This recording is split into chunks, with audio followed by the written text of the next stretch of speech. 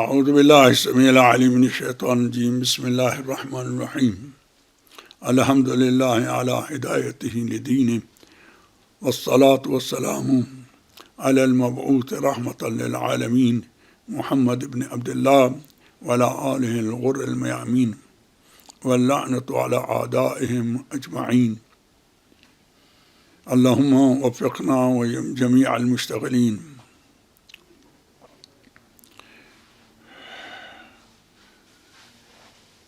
قال اللہ سبحانہ ومن يبتغ غیر الاسلام دینا فلن يقبل منه وهو في الآخرة من الخاسرین. میرے بھائیوں، میرے محترم عزیز شیعان حیدر کرار، دنیا کے جس کونے میں بھی ہوں، میں آپ سے نجف اشرف کی وادی اور امیر المومنین علیہ السلام کی جوار سے مخاطب ہوں.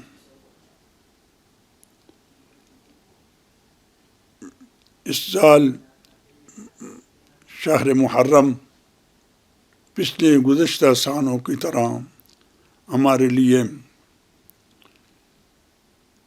درس اور معرفت الہی کا وسیلہ بن کے آیا ہے اور آ رہا ہے اور آتا رہے گا انشاءاللہ تعالی. اس مہینے میں سب سے مہم واقعہ جو تاریخ میں ہوا ہے وہ امام حسین علیہ السلام کی شہادت کا تھا. امام حسین علیہ السلام نے اپنے اس خونی انقلاب سے لوگوں پر ثابت کرنے کی کوشش کی اور اس میں وہ کامیاب ہو گئے کہ دین اسلام حق ہے اور دین کی پیروی ضروری ہے. اور ہمارا فریضہ ہے کہ امام حسین کی اس نہضت کو اور اس انقلاب کو ہمیشہ زندہ رکھیں، کیونکہ اس کا احیاء اور اس کی زندگی اسلام کی زندگی ہے. جیسے رسول اسلام صلی اللہ علیہ وآلہ وسلم کے مواقف اور ان کے کلمات اسلام کی حقیقت کو واضح کرتے ہیں، اس طرح ہمارے بقی ائمہ خصوصاً امام الحسین علیہ السلام کے ہر قول و فعل بھلے اسلام کی حقیقت اور اس کی نورانی شکل کو ہم پر واضح کرتا ہے. لہذا ہم سب کا فریضہ ہے کہ ہم ایک مسلم ہونے کی حیثیت سے اور ایک شیعہ اہل بیت ہونے کی حیثیت سے اس فاجعہ کربلا کو ہمیشہ زندہ رکھیں، جیسے کہ ائمہ نے ہمیں حکم دیا ہے. ائمہ علیہ السلام کی سلوک اور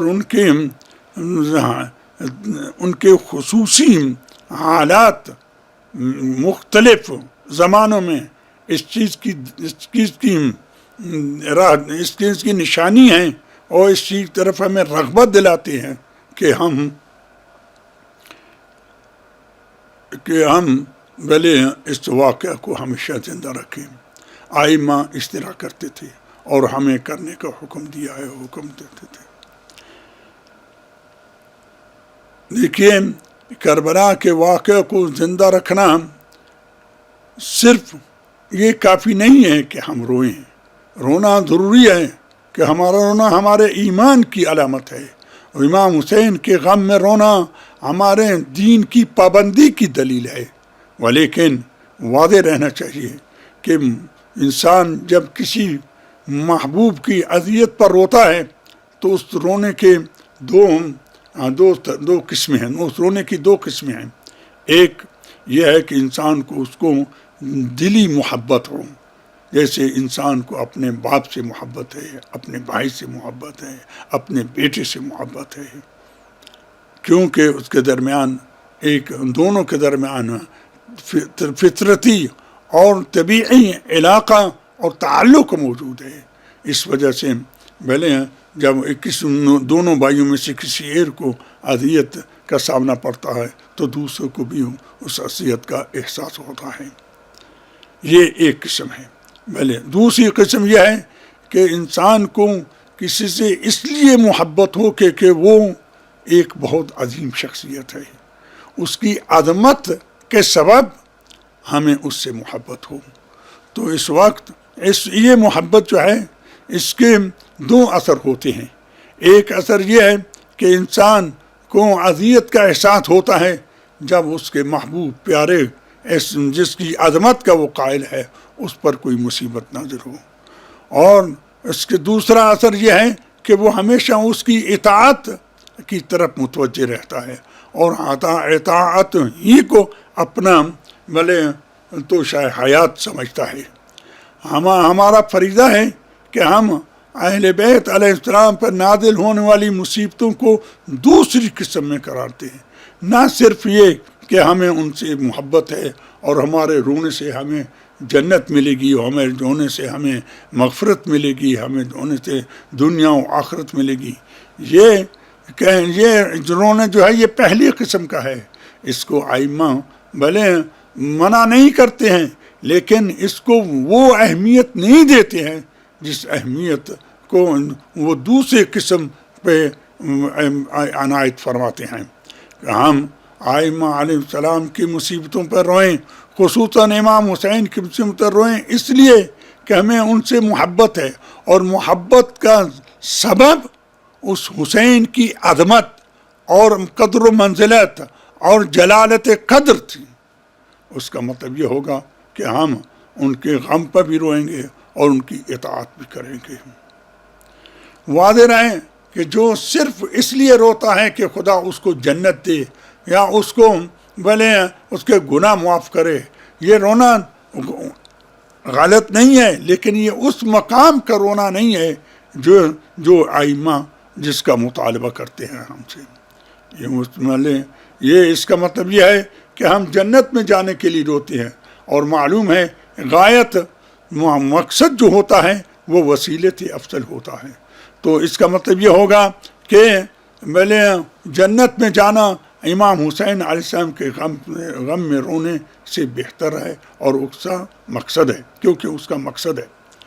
اگر ہم دوسری قسم کی محبت کا مظاہرہ کریں ائمہ سے، یعنی ان کی عظمت اور جلالت و قدر کے پیش نظر ہمیں ان سے محبت ہو اور ان کے غموں پر روئیں، تو اس وقت ہمارا رونا اس لیے ہوگا کہ ہمارے حسین قتل ہو گئے، نہ صرف اس لیے ہمیں جنت ملے. میرا حسین قتل ہو گیا، میرا امام قتل ہو گیا، میرے امام کی لاش کے ٹکڑے ٹکڑے کیے گئے، میرے امام کے سر کو نیزے پہ اٹھا کر اس شہر اس شہر تک لایا گیا.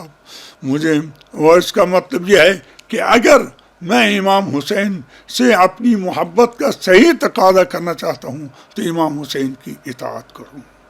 وہ حسین جس نے اس وقت بھی نماز کو نہ چھوڑا بلکہ جماعت نماز کو نہ بھی چھوڑا جبکہ چاروں طرف سے ان پہ تیر برسائے جا رہے تھے.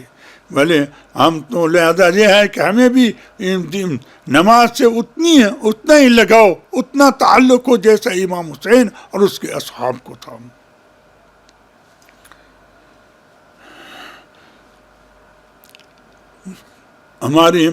ہمارا رونا اور ہمارا ماتم کرنا، ہمارا جلوس نکالنا اور ہمارا ہم زنجیر مارنا یا کام دھنی کرنا، یہ سب ہم اس لیے کرتے ہیں کہ ہم بھلے خدا کے سامنے اور خدا امام زمانہ کے سامنے تمام دنیا کے سامنے ہم یہ ثابت کرنا چاہتے ہیں کہ ہم امام حسین کے نام پر سب کچھ برداشت کرنے کے لیے تیار ہیں. میری دعا ہے کہ مومنین کو دنیا کے کونے کونے میں حسین علیہ السلام کے غم میں مجالس، جلوس، ماتم اور دیگر خدمات کی توفیق عطا فرمائے اور ان سے قبول کرے. ہم مومن کا فریضہ ہے کہ جب مجلس میں جائے تو اپنا وہ بچہ جو کچھ سمجھ سکتا ہے اس کو بھی ساتھ لے کے مجلس میں جائے، تاکہ اس کو بچپن سے بلکہ امام حسین سے محبت پیدا ہو. اور یہ ہمارا ایک فریضہ ہے. جیسے ہمارا فریضہ ہے اپنے بچوں کو جب 7 سال کا ہو جائے تو اس کو نماز پڑھنے پر اکسائیں. اگر اس کو کچھ بولے تعدیب کی بھی ضرورت ہو تو اس کو تعدیب کریں گے. اسی طرح ہم اپنے بچوں کو مولا کی مجلسوں میں، مولا کے جلوس میں، مولا کے ماتم میں، مولا کے غم میں اپنے ساتھ شریک کریں. میری بیٹیوں پر وعدہ ہونا چاہیے کہ ہم امام حسین کی مصیبت کو اسی وقت صحیح طور پر سمجھ سکتے ہیں کہ ہم ان کی اطاعت کریں. وہ میری بیٹیاں جو پردے کی پابندی نہیں کرتی ہیں اور زینب کے چادر لوٹنے پر روتی ہیں، تو اس کا مطلب یہ ہے کہ وہ صحیح انہوں نے جناب زینب کو نہیں سمجھا ہے، وہ دین کی صحیح پابند نہیں ہیں. لہذا میری تمام مومن عورتوں کا فریضہ ہے بھلے کہ پردے کی پابندی کریں. میری دعا ہے کہ میری قوم کو حسین کرنے کی ہمیشہ توفیق عطا رہے اور ان سے یہ توفیق سلب نہ ہو. السلام علیکم ورحمۃ اللہ وبرکاتہ.